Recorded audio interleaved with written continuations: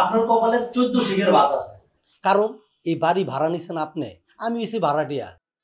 হাত কিছু কইবেন? এদিকে আসেন, আমার কাছে মানুন না, আদর করি। এই যে গেটটা যায় আর আহে, আহে আর যায়, যখন এগুলি কি চোখে পড়ে না? তুমি সামনে পিছে ভাই মাই ডাইনে সব দিকে তোমার চোখটা দরকার আছে না? তুমি ডাকছো কোনো কিছু আমার ঠিক মানে হলো মা হিন্দু না।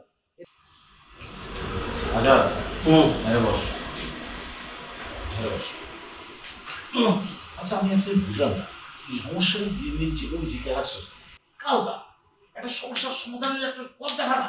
আমি তো পথ কিছু খুঁজে পাচ্ছি না, তুই একটু বুঝিতে।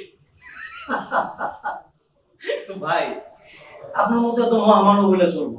শোনেন, আপনার কপালে 14 শিখের ভাত আছে।